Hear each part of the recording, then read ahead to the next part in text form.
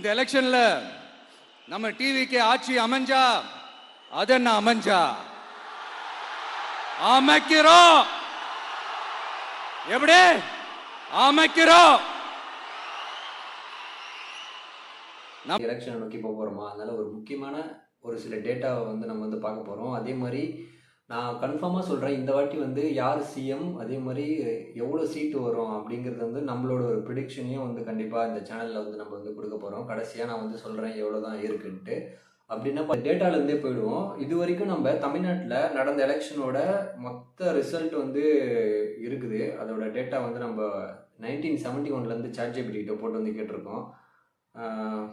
அதில் ஒரு பெக்யூலியரான விஷயம் என்னென்னா, 1971 கருணாநிதி அவர்கள் நம்ம தெரியும்ல, கலைஞர் அவர்கள் இருந்திருக்காங்க.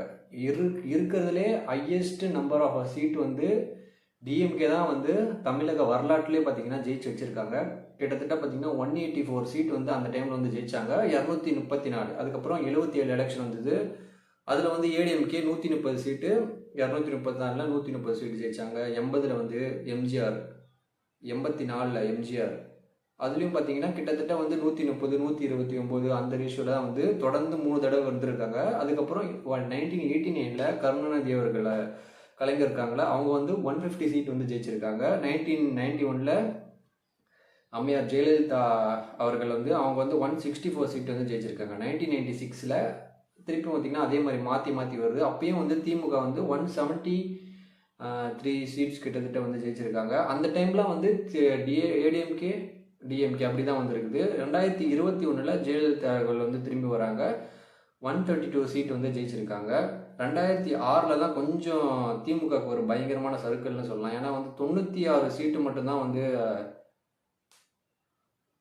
ஜெயிச்சிருக்காங்க 2006. 2011 திருப்பியும் ஜெயலலிதா அவர்கள் வந்தாங்க. அதுக்கப்புறம் 150 சீட்ஸ் அவங்க ஜெயிச்சிருக்காங்க 234. 2016 உங்களுக்கு தெரியும், back to back ADMK government வந்தது. அதுலேயும் 134 சீட் ஜெயிச்சாங்க. இதில் எல்லாமே பார்த்தீங்கன்னா ஒரு குறிப்பிட்ட அளவான சீட்டு தான். அதுக்கப்புறம் 2021 இது பாஸ்ட் எலெக்ஷனில் நம்மளுக்கு தெரியல, முக ஸ்டாலின் அவர்கள் அவங்க 134 சீட் இதில் ஜெயிச்சாங்க. சரி, ஓகே. இந்த டேட்டா நம்மளுக்கு என்ன சொல்ல வருதுன்னா, கணிசமாக நம்ம பார்த்தோன்னா திமுகவோட பலம் அப்படிங்கிறது கொஞ்சம் கொஞ்சமாக குறைஞ்சிட்டு வருது. ஒரு சில இடத்துல மட்டும் சீட்ஸ் ஏடிஎம்கேவோட அதிகமாக ஜெயிச்சிருக்காங்க அப்படிங்கிறது பார்க்க முடியுது. பெக்யூலியராக ஒரே ஒரு சம்பவத்தை நம்ம பார்க்க வேண்டியது என்னன்னா, டிஎம்கே எப்படிப்பா இந்த அளவுக்கு ஒரு ரெக்கார்டு சொல்லியிருக்காங்களா, டிஎம்கேவை நம்ம தெரிஞ்ச வரைக்கும் back to back seat DMK வந்ததில்லை அப்படிங்கிறது ஒரு விஷயம் தெரிய வருது. அதே மாதிரி டிஎம்கே 1971 இருக்கிறதுலே ஹையஸ்ட் நம்பர் ஆஃப் சீட் அவங்க ஜெயிச்சிருக்காங்க. கிட்டத்தட்ட 184 இருக்கிறதுலே அது ரெக்கார்டு அந்த டைமில். இப்போதைக்கு சுதந்திர தினத்துலேருந்து அந்த டைமில் 1947 52 நினைக்கிறேன், அந்த எலெக்ஷன்லேருந்து இப்போ கரண்ட் எலெக்ஷன் வரைக்கும் அந்த ஒரு ரெக்கார்டை யாருமே ஹோல்ட் பண்ணதில்லை. அந்த அளவுக்கு பவர்ஃபுல்லாக இருந்திருக்கு 1971. பட் அதுக்கு ஒரு மேஜரான ஒரு காரணம் என்ன அப்படிங்கிறது சொல்லப்படுதுன்னா, எம்ஜிஆரும் அந்த டைமில் இந்திரா வேவ் அப்படிங்கிற ஒரு விஷயமும் நடந்ததுனால ஒரு ரெக்கார்டு விக்ட்ரி அந்த டைமில் டிஎம்கேவால் அடைய முடிஞ்சுது. அதுக்கப்புறமா நீங்களே கணிசமாக பார்த்தீங்கன்னா டிஎம்கேவோட சீட்ஸ்லாம் குறைஞ்சிக்கிட்டே வருது. 1996 தான் பார்த்தீங்கன்னா அந்தளவுக்கு 173 சீட் அவங்க ஜெயிச்சிருக்காங்க. இப்போதைக்கு 173லேருந்து லோவஸ்ட்டாக 133 சீட் வரைக்கும் வந்திருக்காங்க. சரி, ஓகே. இதிலே உங்களுக்கு தெரியும் டிஎம்கேவோட பவர்ஸ் கொஞ்சம் கொஞ்சமாக கணிசமாக குறைஞ்சிட்டு வருது அப்படிங்கிறது. இப்போதைக்கு நம்ம இப்போ கரண்ட் எலெக்ஷனுக்கு வரோம். கரண்ட் எலெக்ஷனில் யார் சொல்லியும் நம்ம மறுக்க முடியாத ஒரு விஷயம் என்னென்னா, டிவிக்கே தான் மெயினான ஒரு ஃபோர்ஸாக இருந்துகிட்டு இருக்குது. எப்படி விஜய்க்கு சாதகமாக இருக்குது அப்படிங்கிறது நம்ம சொல்லணும்னு பார்த்தீங்கன்னா, மெயினாக ஆன்டி இன்கம்பரன்சின்னு சொல்லுவாங்கள்ல, அந்த அதிருப்தி, போன ஆட்சியோட அந்த ஆட்சி மாற்றம் அப்படிங்கிற விரும்பக்கூடிய மக்கள் அதிகமாக இருக்காங்க. விஜய் ஒரு மேசிவான ஃபோர்ஸ் இருக்கிறது யாராலையும் ஒத்துக்கிறதுக்கு முடியல. ஏன்னா நம்ம விஜயோட கட்சியை நோக்கி எழுப்பக்கூடிய கேள்வி என்னென்னா, மேஜராக தற்கொலைன்னு சொல்கிறாங்க. அதே மாதிரி பொலிட்டிக்கல் நாலேஜ் இருக்கா, எக்ஸ்பீரியன்ஸ் இருக்கா அப்படிங்கிறது கேட்குறாங்க. பட் ஆனால் மக்களுக்கு சேவை செய்கிறதுக்கு எதுக்கு வந்து இந்த எக்ஸ்பீரியன்ஸ் அப்படிங்கிறது வந்து எனக்கு வந்து இதில் வந்து புரியவே இல்லை. ஏன்னா இதுவே வந்து ஒரு அண்டர் எஸ்டிமேட் பண்ணுற மாதிரி தான் இருக்குது டிவிக்கேவே. நிறைய பேர் வந்து கேட்கக்கூடிய கேள்வியிலே வந்து எக்ஸ்பீரியன்ஸ் இல்லையாப்பா பொலிட்டிக்கலில், அப்போ எப்படிப்பா அவங்க வந்து வருவாங்க, கூட்டணி இல்லையாப்பா பொலிட்டிக்கலில், இவங்க எப்படிப்பா வந்து வரதுக்கு வாய்ப்பு இருக்குது அப்படிங்கிறது. விஜயை சுற்றி நடக்கக்கூடிய விஷயங்கள், நம்ம வந்து கரூர் சம்பவத்துலேருந்து ஜனநாயகன் கேஸு, மற்றபடி இப்போ வரக்கூடிய அந்த ரெஸ்ட்ரிக்ஷன்ஸு, நிறைய விஷயங்கள் வந்து ஒன் வர்சஸ் ஆல் அப்படிங்கிற ஒரு விஷயம் வந்து மக்களிடையே வந்து பார்த்திங்கன்னா, நம்ம சாமானிய மக்கள் என்ன நினைப்பாங்கன்னா, கண்டிப்பாக எதுக்கு இந்த ஒரு ஆளை போட்டு இத்தனை பேர் வந்து எதிர்த்துட்டு இருக்காங்க அப்படிங்கிறது. ஏன்னா இது வந்து புதுசாக இருக்குது. ஏன்னா 50 வருஷத்துக்கு ஒரு தடவை ஒரு எலெக்ஷன் வருது அப்படிங்கிறது வந்து சொல்லக்கூடிய விஷயங்கள், அந்த விஜய் அண்ணன் வந்து சொல்லக்கூடிய விஷயங்கள் பார்த்திங்கன்னா, கண்டிப்பாக வந்து அந்த மாதிரி தான் வந்து ஃபீலிங்காக இருக்குது அப்படிங்கிறது. இதெல்லாம் ஒரு மேஜரான ரீசனாக பார்த்தா, பட் இந்த எஸ்ஐஆருக்கு அப்புறமா நம்மளோட தமிழக அந்த வாக்காளர் பட்டியல் வந்து ரிலீஸ் ஆயிருக்கு. அதோட பர்சன்டேஜ் எப்படின்னா 5.67 கோடி வந்து வாக்காளர் இருக்காங்க. அதில் மெயில் வந்து இப்போ ரீசெண்டாக நிறையா காமெடியெலாம் நடக்குதுல்ல, ஸ்டாலின் சாரும் இந்த மற்றும் பலரும் ஒன்றா சேர்ந்துக்கிட்டு இந்த கருத்து கணிப்புன்ற பேரில் நிறைய அந்த கடுப்பில் விட்ட கணிப்பெல்லாம் விட்டுக்கிட்டு இருக்காங்க. அதில் திமுக 300 சீட்டு ஜெயிக்குமா, மற்றும் பலர் 700 சீட்டு ஜெயிக்குமா? யோ, எங்கேயா இருக்கு இத்தனை சீட்டு? குர்ட்டா மேட்டுக்கு சும்மா அடிச்சு விடுறது, ஒரு தில்ல முள்ளுக்கு ஒரு அளவே இல்லை. 40 வயசுக்குள்ள இருக்கிறவங்க மட்டும்தான் விஜய்க்கு ஓட்டு போடுவாங்களாம். 50 வயசுக்குள்ள இருக்கிறவங்க மட்டும்தான் இந்த விஜய்க்கு போனா போதுன்னு ஓட்டு போடுவாங்களாம். இந்த 40 வயசுக்குள்ள இருக்கிறாங்களா இந்த ஓட்டர்ஸ், அவங்களாம் ரொம்ப கம்மியா. ஆனால் இந்த 50லேருந்து 80 வயசு வரைக்கும் இருக்கிறாங்களே அந்த ஓட்டர்ஸ் ரொம்ப ஜாஸ்தியா. ஆனால் அவங்க யாரும் விஜய்க்கு ஓட்டு போட மாட்டாங்களாம். இப்படி பில்டப் மேலே பில்டப் ஓங்கி மண்டையில நறுக்குன்னு குத்துற மாதிரி நம்ம எலெக்ஷன் கமிஷன் ஒரு டீட்டெயில்டு ரிப்போர்ட் ஒன்று வெளியிட்டிருக்கிறாங்க. அதில் 40 வயசுக்குள்ள இருக்கிற அந்த ஓட்டர்ஸ் 2,37,00,000 சொச்சமா. அதில் 50 வயசுக்குள்ள இருக்கிறவங்களையும் உள்ள சேர்த்துக்கிட்டீங்கன்னா 3,65,00,000 சொச்சமா.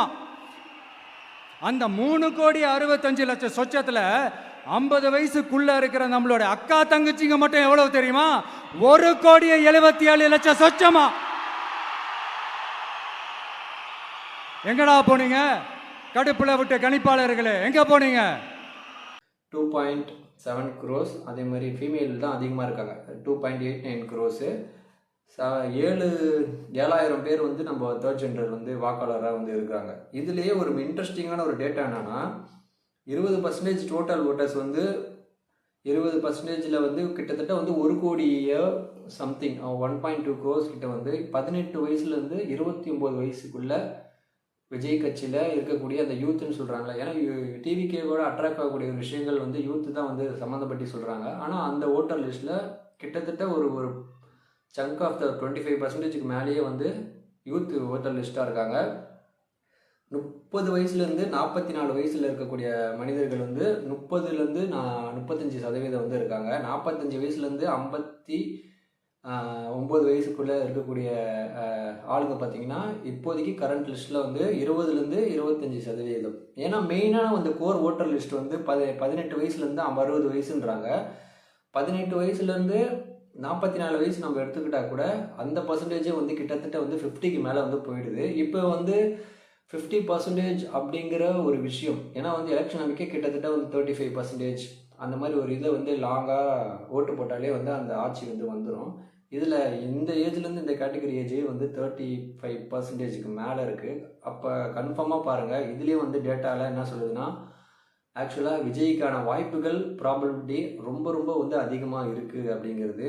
சரிப்பா, டிஎம்கேலாம் ஓட்டர்ஸ், ஏடிஎம்கே ஓட்டர்ஸ்லாம் வந்து அவங்க ஒரே வந்து பரம்பரையாக ஓட்டு போடுறவங்க இருக்காங்களா, அந்த கேட்டகரி எத்தனை பர்சன்டேஜ்னு பார்த்தோன்னா, அந்த கேட்டகரி வந்து 45லேருந்து 60%, கிட்டத்தட்ட வந்து 60 வயசு மேலே இருக்கக்கூடிய நபர்கள் 10% தான் இந்த ஓட்டர் லிஸ்ட்டில் இருக்காங்க. 10லேருந்து 15. 45 வயசுலேருந்து 60 வயசுக்குள்ளே இருக்கவங்க 20லேருந்து 35%. பட்டு இந்த ஒரு கேட்டகரியை பார்த்தாலும் பார்த்தீங்கன்னா அந்த 10லேருந்து 15% ஃபுல்லாக வந்து ஓட்டு போடுவாங்களா டிஎம்கேக்கு அப்படிங்கிற ஒரு கேள்விக்குறி வந்து. ஏன்னா இந்த ஆட்சியில் அந்த அளவுக்கு பார்த்தீங்கன்னா மாற்றத்தை நோக்கி மெயினாக பண்ண பெரிய விஷயம், பெரிய தப்பு என்னவா இருக்கும் இந்த எலெக்ஷனில் வந்து நம்ம வந்து கூர்ந்து நோக்கணும்னா, அவங்க வந்து இந்த கட்சி ஆக்சுவலாக ஒரு புது கட்சி வரும்போது யார் தான் அவங்களுக்கு வந்து ஐடியா கொடுக்குறாங்கன்னு தெரியல. ஏன்னா அப்படியே வந்து விட்டுருந்தா கூட இந்த அளவுக்கு ரெஸ்ட்ரிக்ஷன் பண்ணாமல், இந்த அளவுக்கு பார்த்தீங்கன்னா சம்பவத்தை வந்து எதுவுமே பண்ணாமல் கேஷுவலாக வந்து அவங்களோட பிரச்சாரத்தில் நடந்துட்டு இருந்தா கூட இந்த அளவுக்கு அந்த இவங்க வந்து எதிர்ப்பை வந்து கொடுக்க தான் பார்த்தீங்கன்னா அந்த ப்ரெஷரில் இப்போ விஜய்க்கு வந்து இப்போதைக்கு இருக்கக்கூடிய ஓட் சதவீதம் 35% மேலாம் தாண்டிச்சுன்றாங்க.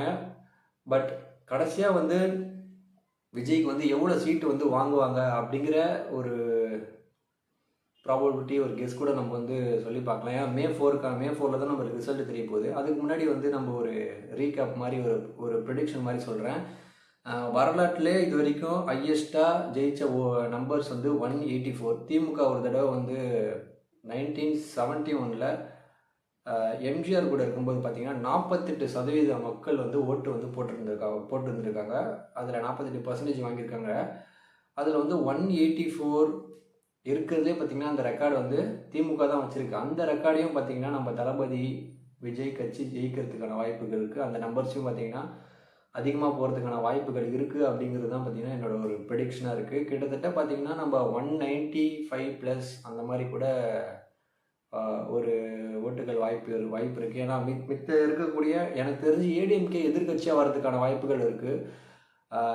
இப்போதைக்கு இப்படி கொஞ்சம் மே ரிசல்ட் அன்றைக்கி இந்த மாதிரி ஒரு ரிசல்ட் வந்தால் கூட ஆச்சரியம் இல்லைன்னு தான் நான் வந்து சொல்கிறேன்.